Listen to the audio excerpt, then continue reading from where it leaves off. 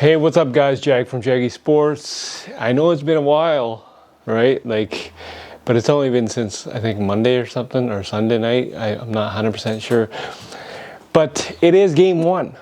Game one starts tonight at 6 p.m. Pacific time. Set your freaking clocks. Before you do that, make sure you hit subscribe, this channel, this video. Now, here's the deal. You know what I mean? Game one tonight. Steph Curry and the Golden State Warriors taking on Jason Tatum and the Boston Celtics. You know, you could argue, I've seen all the media all week long saying Steph's legacy, then you got the Boston defense, and I tried to pick and choose which clip I was going to attach to this. And I saw one particular one with Jalen Rose, now off Get Up this morning. Basically, he's picking Golden State Warriors to win this matchup because he's going with the experience. He's going with Steph Curry. I know they got a lot of great shooters, but one thing you fail to neglect, Jalen Rose, is Boston's defense. And time again, ever since December, we've seen these guys just play elite defense. And I keep telling everybody that Kevin Durant got shut down by the Boston Celtics. The same Boston Celtics team that is going up against the Golden State Warriors tonight. So you tell me what's going to happen. And here's a little tidbit, if you guys didn't know this, is the fact that Draymond Green is 2 flagrant fouls away, or 2 technicals, I think it was 2 technicals, from being suspended. We all know what happened in 2016 when he did that low blow on LeBron James and he got suspended, right? So went down from a 3-1 series lead. I think that was the first time in history. I'm not 100% sure. And you had Cleveland win its first title. At the end of the day, tonight, if you thought that this was going to be easy path, everybody's picking this series to go 6 or 7 games because you got strategic minds like Adoka, for the love of me, I can't pronounce his name, sorry, and Steve Kerr, right? You got great players on both sides. I'm kind of torn when it comes to who's going to win this matchup. I really am, because I don't know. And at the end of the day, you just got to go with, for me, you got to go with defense. Now, I read somewhere that ESPN analysts, not including Jalen Rose, 86% of them are saying that the Boston Celtics will win this series and win the NBA title. So that remains to be seen. Check this clip out and you tell me what you guys think on who's going to win the series, okay? This is going to go a long time. I'm talking about tonight. Who will win game one tonight, whether it be the Boston Celtics or the Golden State Warriors? I'd love to hear you guys' opinion on this. Leave a comment in the comment section, hit that notifications button, hit that subscribe button, hit that like button. This is Jag from Jaggy Sports. Make sure you tune in tonight, 6 p.m. Pacific time. Yeah, do that. Sit back and enjoy the show. Let's get it. Celtics versus Warriors from the Bay. Game one tonight on ABC. This Warriors roster has played in a combined, gentlemen, 123 finals games. Meanwhile, a much different story for the Boston Celtics. No one on the Celtics teams had ever played in a final. So here's the deal. The Warriors remain the favorite to win their 7th NBA title, which would move them past Jordan's Bulls on the all-time titles list. The line has moved slightly since Wednesday. Golden State carries 123 career games of NBA Finals experience. The Celtics, as we said, none. All right, Stephen A., I'm starting with you. What is the biggest factor that will determine this series? Well, first of all, I got to admit, I'm a bit salty right now, and it ain't because of the weather. I mean, that basketball court there looks fly. And I know the NBA had everything to do with that basketball court being there. And the fact that the NBA would put that basketball court there while I'm out here really, really has me having an attitude right now. But that's all right. That's all right. I'm going to get over it. Time out. S.A., hold on, time out. This is the best part. You were here yesterday. As soon as you got on that plane, they started setting up the court. Or, Molly, you could make the case that they saved the court for real shooters like JJ and I to actually be on it. Nobody wants to see you play basketball, Stephen A. I love you, Big Bro. I'm just saying. I didn't say that. I saw Max Kellerman shoot the ball yesterday. Time out. How wrong y'all are. Now, I ain't going to sit up there and say I can do a lot of things, but I can shoot the damn rock. Do your homework. Now let me get to the, and by the way, I damn sure can shoot better than Alan Hahn, Bart Scott, and Keyshawn Johnson. So let's just throw that out of the way. Now, having said all of that, let me get to the basketball stuff here, okay? When I think about a key in this series, I'm thinking about the Boston Celtics having a size advantage, an advantage in physicality, particularly with their wings, a Jason Tatum, a Jaylen Brown, a Marcus Smart. That is an awful lot for the Golden State Warriors to deal with. It really comes down to this for me, and guys, y'all can appreciate this because of who both of y'all are and what y'all meant to the game of basketball, particularly at the collegiate level and, of course, to some degree on a professional level. The bottom line is it's going to come down to making shots. I think in the case of the Golden State Warriors, with all the physicality that the Boston Celtics have in their favors, the size, you've got Robert Williams and Al Horford on your front court. You've got rim protectors and things of that nature. I just think that Clay, Steph, and Jordan Poole, 2 of the 3, have to ball every game. It's got to be 2 of them.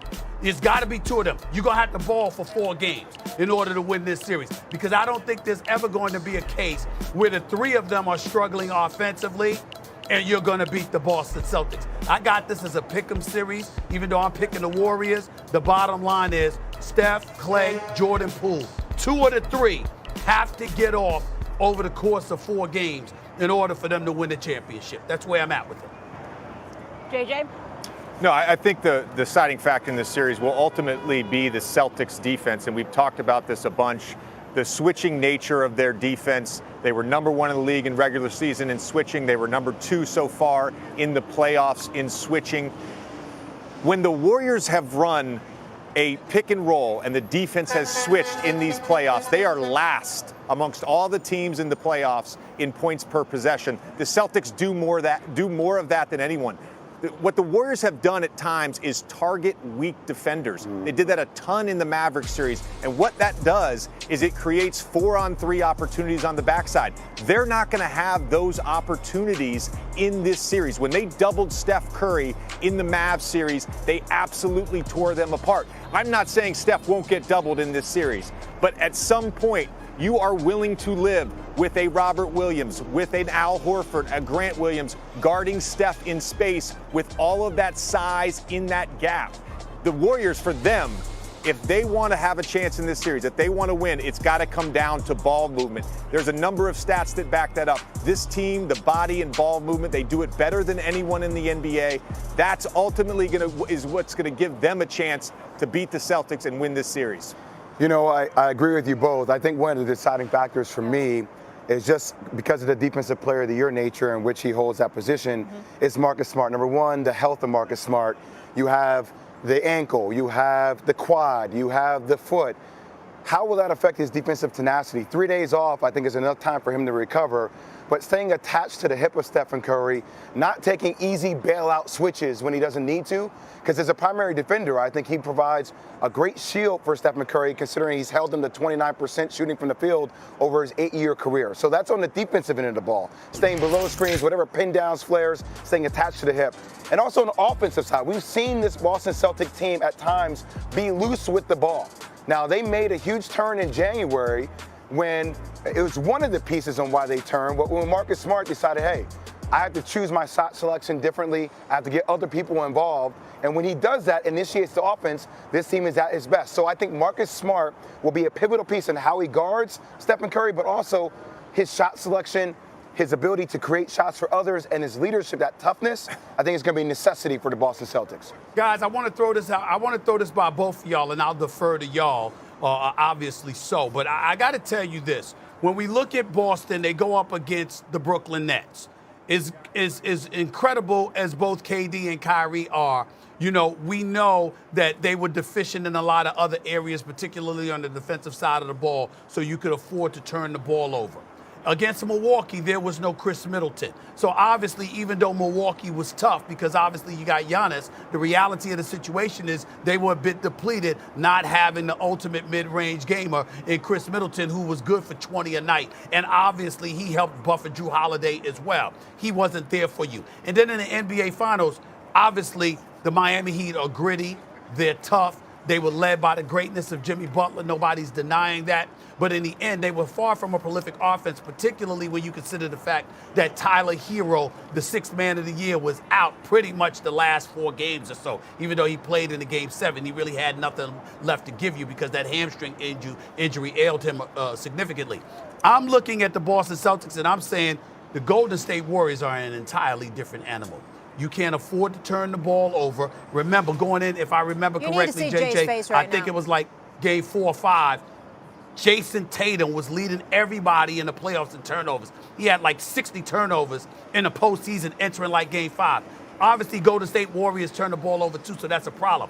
I'm just saying that if Boston turns the ball over in this series, Golden State is the kind of team that can really, really make you pay and pay dearly for it. And I think it's a different animal for them. What do y'all say to that? Stephen A., isn't Boston a team that can make Golden State pay too? Like I hear all the things that you're saying. Golden State can't turn the ball over. I know, but I hear all your reasons behind, you know, who Boston has played. But like at the same time, when you think about Golden State, okay, so Golden State played a Denver team without Jamal Murray, without Michael Porter Jr.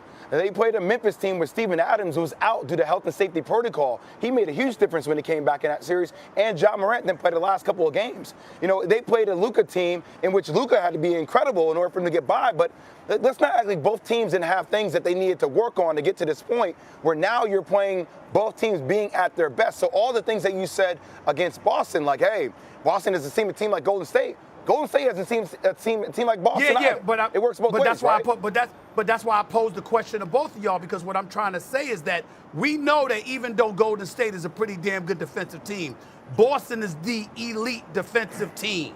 In this, I mean, they just been sensational defensively. I'm saying Golden State's offense is so prolific that Boston can't afford to make the mistakes. I know that Golden State can turn the ball over, but at times Boston's offense isn't what we like it to be. JJ, you and I lamented how at times we've watched Boston and we've seen their one-on-one play, and it wasn't attractive basketball to watch. Now they amped it up, they cured the ills, and they cleaned stuff up, and we get that. But they tend to fall back to that from time to time. Golden State is lethal offensively. When they get rolling, they're like a locomotive. You can't stop them. That's the only reason I brought it up, Jay. Well, no, look, when we talk about factors in this series or things to look for in this series, you bring up an excellent point, Stephen A., and that is the turnovers. In the Warriors' losses, they have way more turnovers. And as we know, they go through stretches of games where they get a little careless with the ball. Draymond trying to fit a bounce pass in on a back cut. Steph throwing an over-the-shoulder left-hand, one-hand pass out of a double team. Like, these are things the Warriors do. On the other side of that, we saw that time and time again throughout the playoffs. When Jason Tatum and Jaylen Brown have big turnover nights, it's hard to win in the playoffs. The Celtics specifically, they can withstand poor shooting nights. They can't withstand high turnover nights. We saw that specifically in that Miami series. The other thing that I want to talk about a little bit in this series specifically is the Boston Celtics in the clutch. They were 1-4 in the clutch going into Game 7 against Miami in the playoffs. That game shouldn't have been a clutch game. Their offense completely stalled out in the last few minutes of that quarter. And in the regular season, they were awful in the clutch. They were 13-22 in clutch games. Jason Tatum, in particular, in the regular season, 2 for 25 from 3 with 13 turnovers to 7 assists. Like, those are two things as this series progresses that we have to keep an eye on. All right. Essay, I'll let you. You good? Okay, because I'm going to transition here. I posed the question to them because I wanted the audience to hear from both of them about what question I had. I want the No, answer, for sure. so I'm good. I want to focus on the star of this series who's trying to win his first ever Finals MVP, and that's Steph Curry, gentlemen. So Curry is a career 38% shooter in 28 NBA Finals games.